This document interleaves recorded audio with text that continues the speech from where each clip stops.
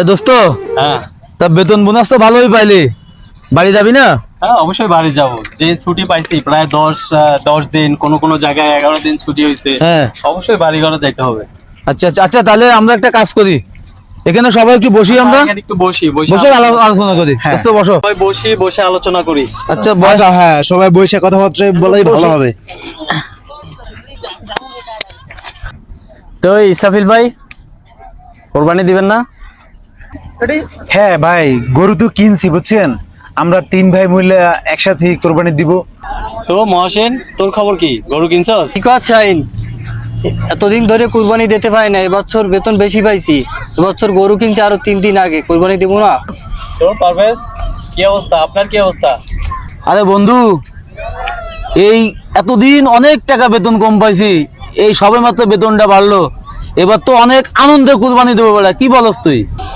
আরে আমরা সবাই এই জায়গায়, আমাদের বাল্যকালের বন্ধু যেটা ছিল, ল্যাংডা কাল থেকে আমরা একসাথে চলি, সেইটা কোথায়? আরিফ ভাই কই গেছে আমাদের?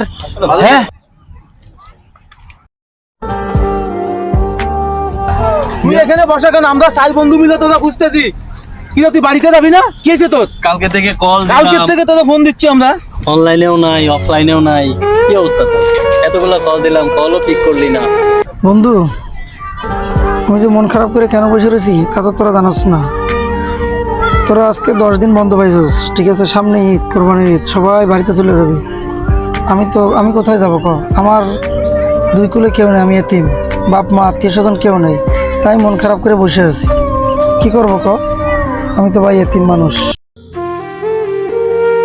কি বলিস বন্ধু, তোর মা বাবা আত্মীয় স্বজন কেউ নাই, তুই আমাদের সাথে এমন ভাবে চলাফেরা করস, এমন ভাবে মিশোস, আমরা তো জানিও না তোর কেউ নাই। দোস্ত তুই একটা কথা বলতে পারলি? এ তোর কেউ নেই মানে আমরা আছি না? তোর কেউ নাই এইটা কে বলছে?